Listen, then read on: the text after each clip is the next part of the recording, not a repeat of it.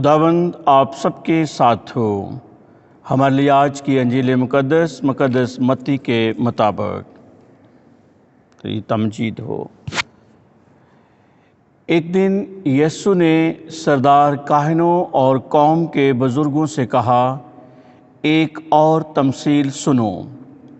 ایک مالک مکان تھا جس نے طاقستان لگایا اور اس کے چوگرد احاطہ گھیرا اور اس میں کولو گھاڑا اور برج بنایا اور اسے اجارہ داروں کو اجارہ پر دے کر کسی اور ملک کو چلا گیا۔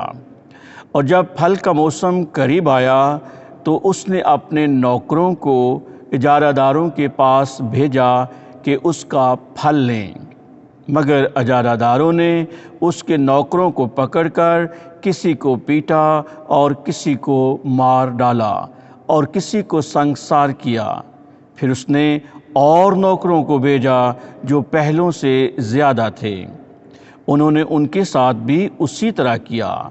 آخر اس نے اپنے بیٹے کو ان کے پاس یہ سوچ کر بھیجا کہ وہ میرے بیٹے کی تو عزت کریں گے، لیکن اجارہ داروں نے بیٹے کو دیکھ کر کہا کہ وارث یہی ہے، آؤ اسے قتل کر دیں اور اس کی میراث لے لیں۔ اسے پکڑ کر طاقستان سے باہر نکالا اور قتل کر دیا۔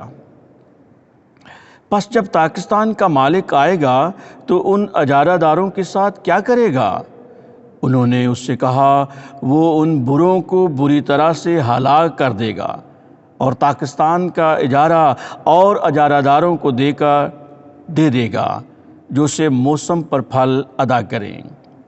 یسوع نے ان سے کہا، کیا تم نے نوشتوں میں کبھی نہیں پڑھا، جو پتھر معماروں نے رد کیا وہی کونے کا سرا ہو گیا ہے؟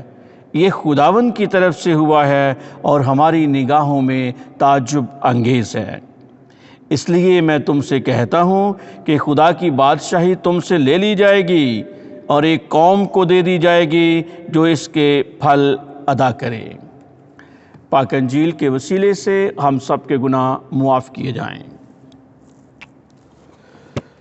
گڈ مارننگ پیارے بھائیوں اور بہنوں، آج ہم سال کے دوران میں 27واں اتوار منا رہے ہیں اور آج کی مرکزی آیت کریمہ ہے، وارث یہی ہے۔ پیارے بھائیوں اور بہنوں، یسوع مسیح ہیکل میں تعلیم دے رہے تھے تو سردار کاہنوں اور قوم کے بزرگوں نے اس کے پاس آ کر اس سے کہا، تو کس اختیار سے یہ کرتا ہے؟ یعنی کلام مقدس میں اس کی شہادت ملتی ہے کہ لوگوں نے کہا کہ یہ تو ایک نئی تعلیم ہے، لہذا جو تو یہ ایک نئی تعلیم دے رہا ہے یہ کس کے اختیار سے دے رہا ہے، کس کے اختیار سے کر رہا ہے، یہ اختیار تجھے کس نے دیا ہے؟ اس باب کے اندر یسوع اپنے اختیار کے بارے میں سردار کاہنوں اور قوم کے بزرگوں سے سوال و جواب میں گفتگو کرتے ہوئے نظر آتے ہیں۔ آج کی پاک انجیل میں یسوع نے اپنے اختیار کے بارے میں سوال کا مزید جواب دینے کے لیے بے ایمان اجارہ داروں کی ایک تمثیل سنائی ہے، جو آپ لوگوں نے کلام مقدس میں سن لی ہے۔ تمثیل کے عروج پر خداوند نے کاہنوں اور بزرگوں سے پوچھا کہ مالک ان ٹھیکیداروں کے ساتھ کیا کرے گا جو وقت پر اس کا پھل ادا نہیں کرے گا۔ انہوں نے بڑا صاف اور بڑا واضح جواب دیا کہ وہ ان بروں کو بری طرح سے ہلاک کر دے گا اور طاقستان کا اجارہ اور اجارہ داروں کو دے دے گا جو اسے موسم پر پھل ادا کریں۔ پیارے بھائی اور بہنوں، اس تمثیل کی تشریح کرنا مشکل نہیں ہے۔ مالک مکان خدا رب العزت بذات خود ہیں، طاقستان بنی اسرائیل ہیں، ارد گرد احاطہ موسیٰ کی شریعت ہے، کولو جہاں میں جمع ہوتی تھی، یعنی مراد وہ پھل جو بنی اسرائیل نے خدا کے لیے پیدا کرنا تھا۔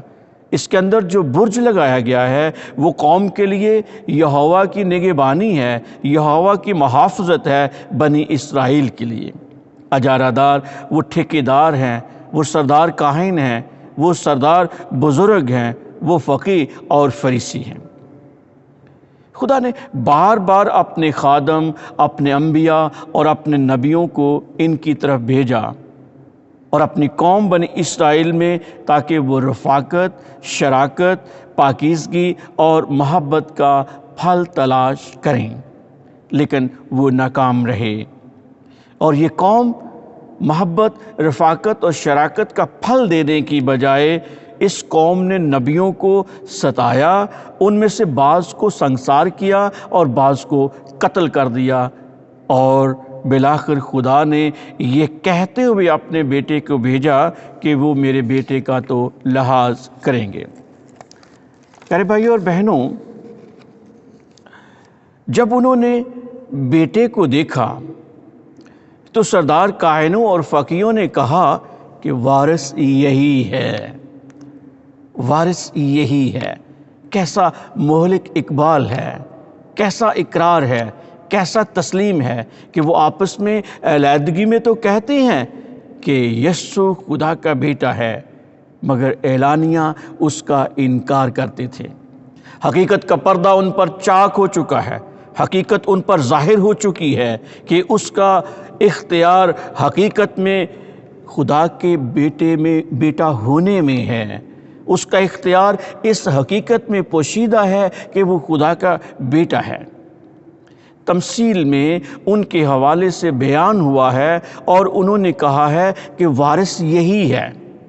اگر وارث یہی ہے تو وہ وارث کے ساتھ اپنی بزدلانہ حرکت کون سی کرنا چاہتے ہیں؟ انہوں نے ارادہ کیا کہ آؤ اسے قتل کر دیں۔ کیوں قتل کر دیں بھئی؟ اس غرض سے کہ اس کی میراث پر ناجائز قبضہ کر لیا جائے۔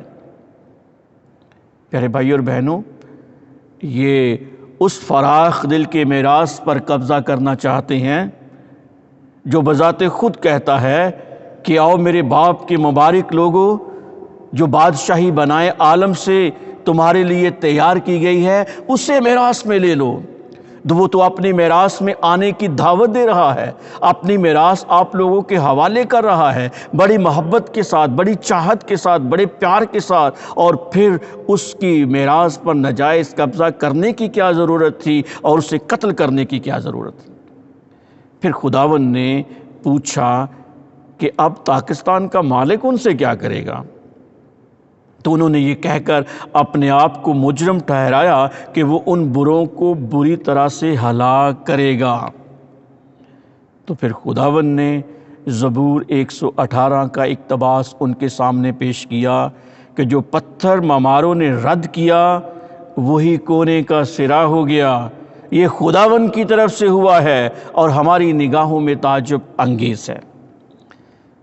اس کے بعد مسیح خداوند نے علی اعلان کیا کہ خدا کی بادشاہی بنی اسرائیل سے لے لی جائے گی اور اس قوم کو جو اس کے پھل لائے دے دی جائے گی۔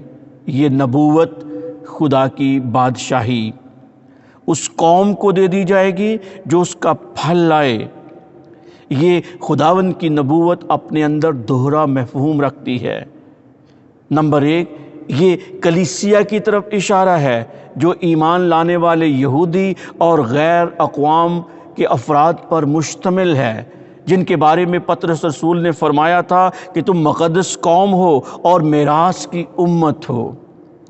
نمبر 2، بنی اسرائیل کا وہ بقیہ ہے جو ایمان لایا اور اس کی دوسری آمد کے وقت زمین پر وہ زندہ موجود ہوگا، کیونکہ نجات یافتہ اسرائیل خدا کے لیے پھل لائے گا۔ پیارے بھائیوں اور بہنوں، اس امید کے ساتھ خدا نے اپنے بیٹے کو بھیجا کہ وہ میرے بیٹے کا لحاظ کریں گے، لیکن ہم جانتے ہیں کہ کیا ہوا۔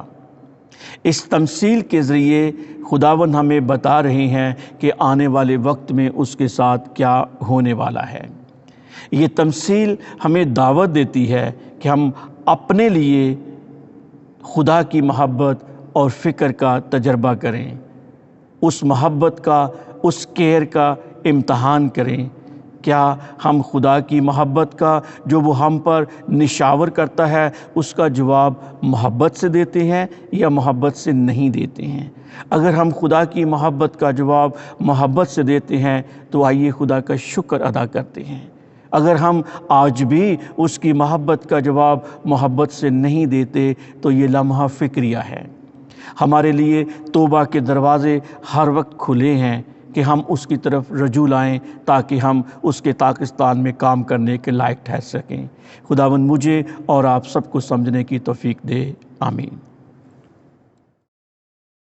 خدا دے پردے ہٹاں جو کوئی انسان رہندا ہے، خدا دے پردے ہٹاں جو کوئی انسان رہندا ہے، خدا دے کھمب دی چھاں